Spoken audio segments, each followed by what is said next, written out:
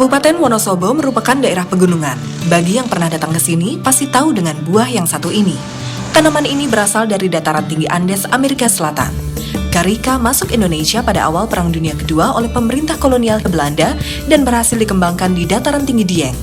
Kerabat pepaya ini menyukai keadaan dataran tinggi basah 1.500 hingga 3.000 meter di atas permukaan laut. Kalau buah yang bagus yang dari kawasan Wadas Putih sampai ke Sembungan. Keunggulan dari produk kita itu karena buahnya cuma ada di Dieng, jadi kita hampir tidak punya saingan dari daerah lain. Seiring berjalannya waktu, buah karika ini mulai mampu menjadi produk olahan khas Wonosobo. Awalnya dari PT Dieng Jaya yang mengolah buah karika atau pepaya Dieng itu menjadi olahan karika in sirup atau koktail. Sekarang karika itu boleh dikatakan secara nasional udah banyak diketahui. Bahkan untuk pasar internasional kita hanya menunggu waktu saja ini sebetulnya. Karika in sirup atau koktail karika kini telah menjadi salah satu ikon di wisata Wonosobo. Guna menjaga kualitas, dibentuklah klaster-klaster yang bertujuan menjaga keseimbangan produksi mulai dari petani, industri pengolah, hingga pemasar. Kalau nggak yang ikut klaster, jualnya amburadul keluar. Klaster fokus bahwa kita nggak cuma standar untuk kualitasnya, juga standar harganya. Jadi konsumen tidak dirugikan. Melihat proses produksi olahan buah karika, kita akan dapat mengenal karakter buah yang satu ini. Hanya buah dengan kualitas bagus dan matang yang bisa diolah. Pengupasan disesuaikan dengan pola buah agar tidak meninggalkan sisa kulit luar.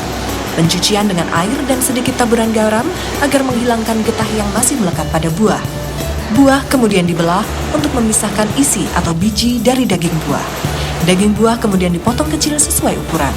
Biji yang telah dipisahkan akan menjadi unsur penting pada rasa sirup buah karika ini. Lendir putih pada biji karika dan campuran gula merupakan sirup sekaligus rasa dan aroma pada karika in sirup. Pasarnya tentu saja masih sangat luas karena karika ini mempunyai banyak keunggulan atau keunikan ya. Jadi ada aroma yang harum, kemudian ada kekenyalan yang memang sudah dibawa dari buahnya sendiri. Sambil menunggu perebusan sari biji buah yang telah dipisah, proses pelayuan buah pun segera dimulai. Botol yang telah bersih diisi daging buah dengan kadar berat yang sama. Pemanasan botol yang berisi daging buah dan sirup dari sari biji dilakukan hingga daging buah mulai layu. Kita berhasil membuat SOP standar untuk prosedur itu, sehingga semua produsen yang masuk menjadi anggota klaster itu sudah punya kualitas yang seragam. Hasil rebusan lendir biji buah yang telah dicampur gula lalu dimasukkan ke dalam kemasan. Sari dari lendir biji inilah yang akan menciptakan aroma serta rasa khas pada olahan ini. Pemanasan atau perebusan terakhir pun dilakukan hingga benar-benar mendidih. Setelah melalui proses inkubasi kurang lebih 7 hari, produk ini lalu diuji tingkat keasaman dan kadar gula sesuai yang telah dianjurkan. Tanpa menggunakan bahan pengawet, produk kemasan botol mampu bertahan hingga 1 tahun. Kemasan selanjutnya yaitu dengan cup plastik. Prosedur pengemasan hingga perebusan sama dengan proses pada kemasan botol. Akan tetapi perbedaannya pada masa kadaluarsa. Produk ini hanya baik dikonsumsi dalam waktu 3 bulan. Inovasi kemasan dengan cup plastik ditujukan guna memberikan pilihan bagi konsumen.